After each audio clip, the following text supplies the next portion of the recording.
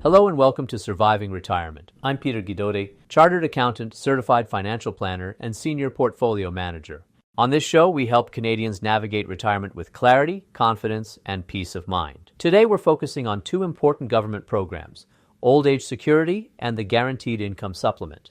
These are foundational parts of many retirement income plans, but they're often misunderstood or overlooked. Hey, Peter, thanks for kicking things off. I'm Danny, and yeah, I'll admit it, OAS and GIS can feel a bit confusing. Like, everyone's heard of them, but when it comes to who qualifies, how much you actually get, and when to apply, that's where people get stuck. And that's exactly why we're doing this episode. Just to summarize, Old Age Security, or OAS, is a monthly payment for Canadians aged 65 and older based on how long you've lived in the country. The Guaranteed Income Supplement, or GIS, is an additional benefit for low-income seniors, paid on top of OAS to help provide essential support. In this episode, we'll break down eligibility, how payments are calculated, and the steps you need to take to access both programs. Nice. Let's get into it, because this is one of those topics where a little clarity can go a long way. Let's begin with Old Age Security, OAS. It's a government program that provides a monthly payment to Canadians once they reach age 65. What makes OAS different from something like the Canada Pension Plan is that it's not tied to your work history or contributions. It's based primarily on how long you've lived in Canada as an adult and is financed by tax dollars. Okay, so it kicks in at 65, but not everyone gets the same amount, right? Right. To qualify for OAS at all, you need to be 65 or older and have lived in Canada for at least 10 years after turning 18. That would make you eligible for a partial pension. And what about the full amount? Like, how many years would you need to get that? You'd need 40 years of residency in Canada after age 18 to receive the full OAS benefit. If you've lived here fewer than 40 years, the amount you receive is prorated. Got it. So if someone moved here in their 30s, they might not get the full benefit by 65. Exactly. And for those who haven't lived in Canada for at least 10 years, they usually wouldn't qualify, unless Canada has a social security agreement with the country they moved from. Okay, so it's not just about turning 65, you've got to have some history here too. That's right. And while many Canadians assume OAS is automatic, there are a few planning considerations, especially around how much you'll actually receive. We'll also talk about how income can affect your benefit later on, but for now, it's important to understand that residency is the foundation. All right, that makes sense. So now we're moving on to OAS, CPP, and QPP. How do all these work together to build a secure retirement? That's a great question, Danny. To start, these three programs are really the backbone of retirement income for Canadians. Each one serves a different purpose, but when combined, they provide a solid foundation for a secure retirement. OAS, for example, is designed to give all seniors aged 65 and older a basic income. It's not based on how much you've worked or earned, just that you've lived in Canada for a certain number of years. So, OAS is sort of like a safety net, making sure everyone has something to rely on when they retire, regardless of their work history? Exactly. OAS helps cover the basics, things like rent, utilities, and groceries, ensuring that seniors have some revenue to help cover essential living expenses. It's meant to provide a minimum level of income so that no one falls through the cracks. But while OAS gives you the foundation, it's not designed to be your only source of income in retirement. Right, that's where CPP and QPP come in, right? Yeah, well, both CPP and QPP are designed to reflect the contributions you've made throughout your working life. So, the more you've worked and earned, the more you'll have contributed, and ultimately, the more you'll receive in retirement. These programs provide a more personalized income stream, which works alongside OAS to offer a more complete financial picture for retirees. Okay, Peter, how do they figure out how much someone actually gets from OAS? You're asking the real questions, Danny. So here's how it works. The amount you receive from OAS mainly depends on how long you've lived in Canada after age 18. As we said before, to get the full amount, you need 40 years of residency. If you haven't lived in Canada for the full 40 years after turning 18, you'll only receive a partial benefit. Let's say you lived in Canada for 30 years. That's 30 out of the 40 years needed for the full benefit. You'd receive 3/4 of the maximum amount. Right now, the full monthly OAS for someone aged 65 to 74 is $727.67. So in that case, 3/4 would be about $545.75 per month. It's still meaningful support, just not the full amount.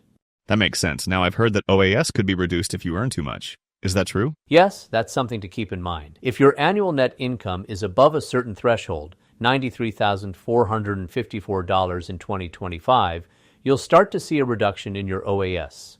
This reduction is called a clawback, and it happens at a rate of 15 cents for every dollar over that threshold. So if your income is high enough, you could lose your OAS entirely? Exactly. In 2025, if you earn more than about $151,668 between ages 65 and 74, your OAS could be fully clawed back. For those 75 and older, the clawback threshold is a bit higher, about $157,490.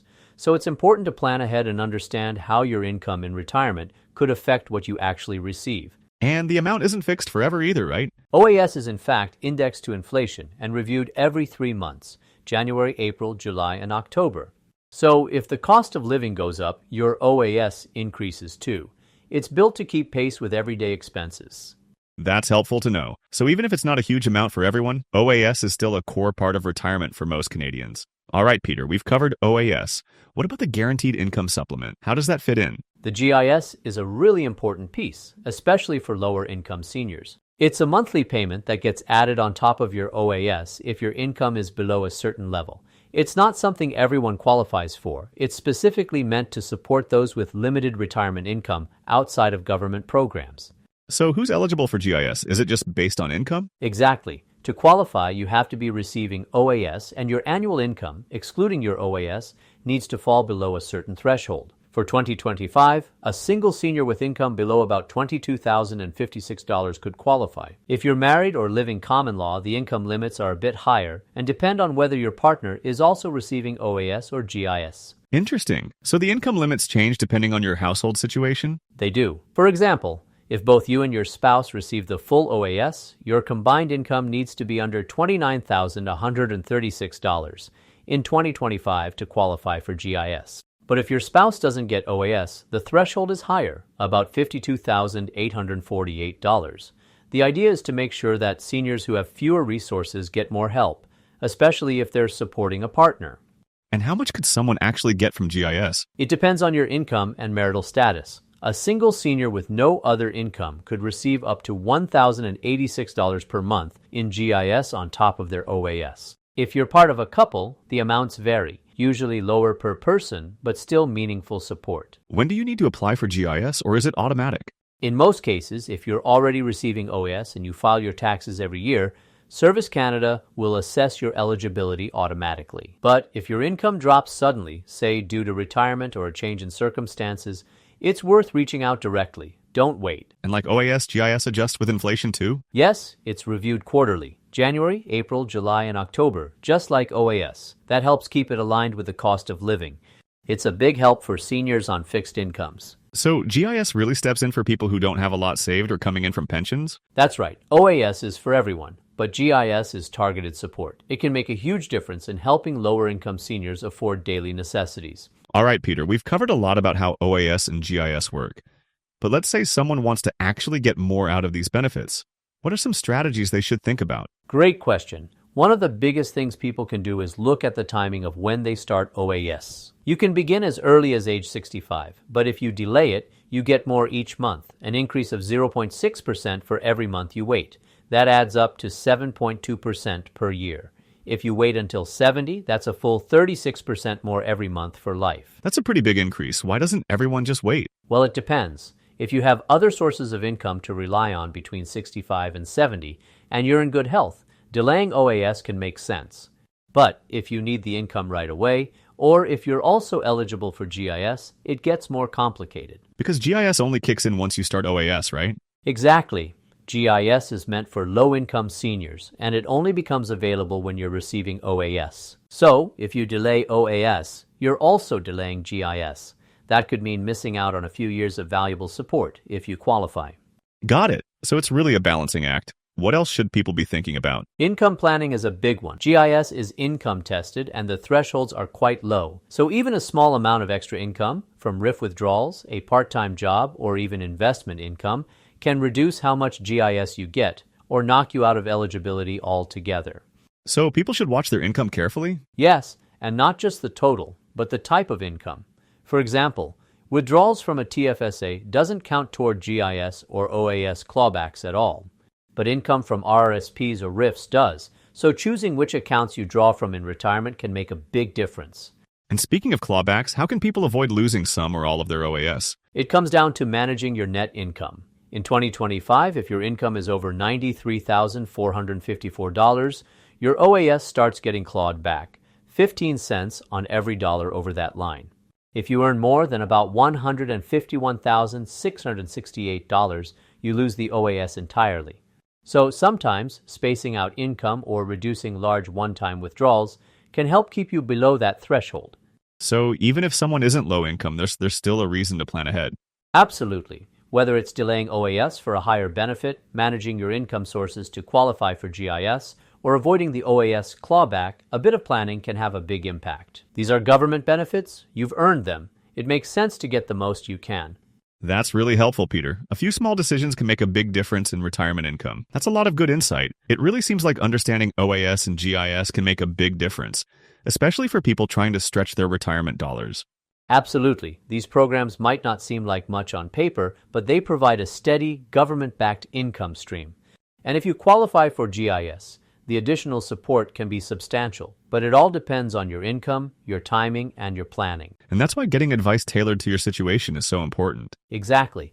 If you're unsure whether you're getting the full amount, or if there's a way to increase your benefits, consider booking a free 30-minute consultation with a member of our team.